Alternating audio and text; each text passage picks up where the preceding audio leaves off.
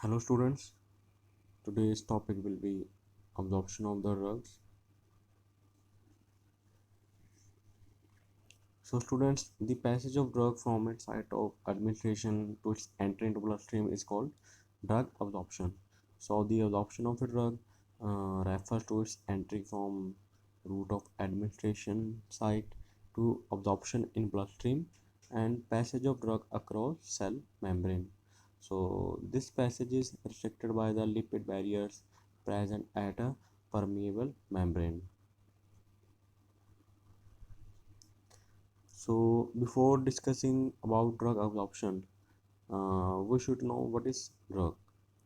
A drug is injected intravascularly, IV, intravenous, or intraarterial, directly enters into systemic circulation.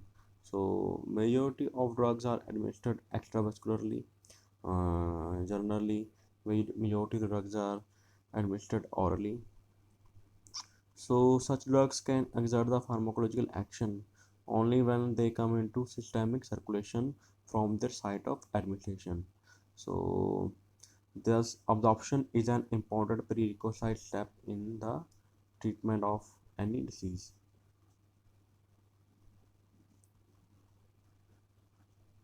So just look at the definition of absorption. We have discussed before. So the process of movement of unchanged drug from the site of administration to systemic circulation. So and the effectiveness of the drug is only assessed by its concentration at the site of its action, and means how much drug is present at the site of action and how much drug was injected. So but it is difficult to measure drug concentration at such site. So the concentration can be measured more correctly in plasma. So as there always a correlation between the plasma concentration of drug and therapeutic response. So students, there are various factors affecting oral absorption of the drug, and there are several um, mechanisms by which drug is absorbed across the plasma membrane.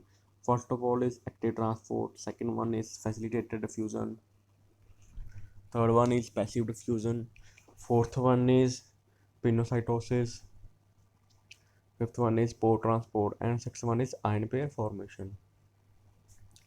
And some physiological factors affecting absorption are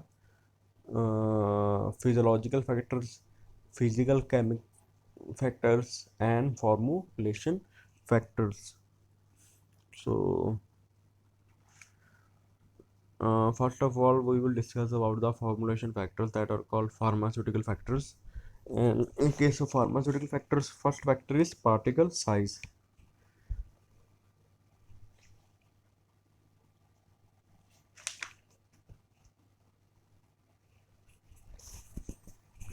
So in case of particle size, when a drug is given to a patient by oral route in the form of tablet, capsule, or powder form in the GIT tract, it gets disintegrated into small particles, then gets dissolved and is absorbed.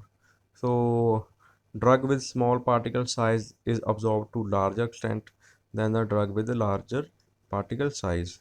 So, example is tablet of griseofulvin, which is an antifungal drug containing micronized particles having more and quick absorption. So second pharmaceutical factor is compression of tablet. So students, highly compressed tablet require more time for disintegration as compared to lightly compressed tablets.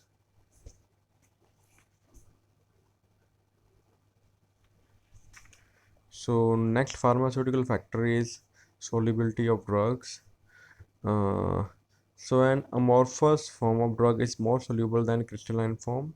So the rate and extent of absorption is called bioavailability. So the drug which is administered by different routes For example, oral route, subcutaneous route, uh, intramuscular route, um, all of and drug which is administered by all this route should have different bioavailability. So example is chloramphenicol. So chloramphenicol palmitate exists in amorphous as well as in crystalline form. So amorphous chloramphenicol palmitate has 10 times more bioavailability than the crystalline form. So next factor is physical nature of drugs. So the suspension form of drug will be absorbed faster than the solid form, such as in form of tablet or capsule. And next pharmaceutical factor is concentration. So higher concentration of drug helps in better absorption of the drug, and the oily preparations are slowly absorbed orally. The aqueous preparations given by intramuscular route. Next is vasoconstriction drugs such as adrenaline decrease the absorption of drug. So next factor is patient factors. First one is intestine motility. The drugs get absorbed from small intestine.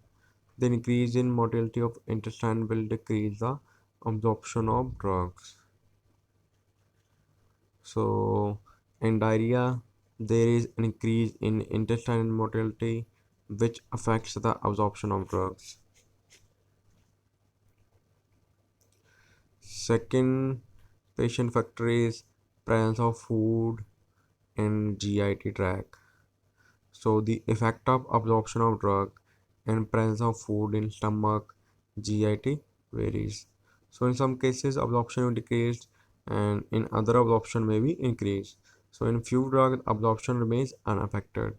So the presence of milk in GIT decrease absorption of tetracycline. So this is why tetracycline is not advised to be taken with milk. Third factor is enterohepatic circulation. So also enterohepatic circulation of drug affects the bioavailability. And next factor is first pass metabolism. First pass metabolism occurs in the liver and the intestinal walls.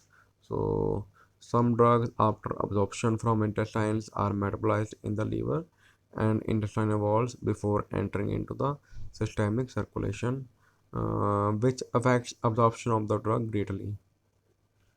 Next factor is increased exercise or application of heat to the site of intramuscular administration increase absorption of the drug.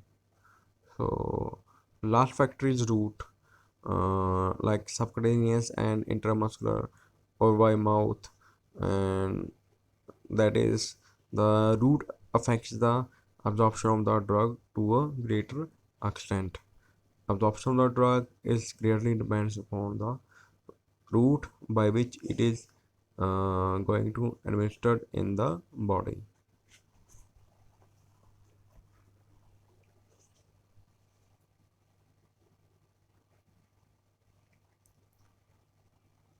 So now students we will discuss about the uh, methods, type of berry methods by which the drug uh, crosses the plasma membrane. So there are various mechanisms. First one is active transport, second one is facilitated transport,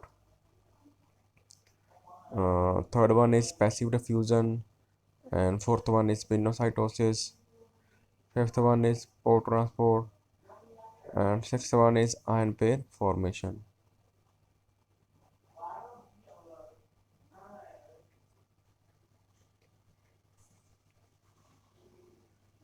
So let us discuss about the cell membrane and its structure and its physiology.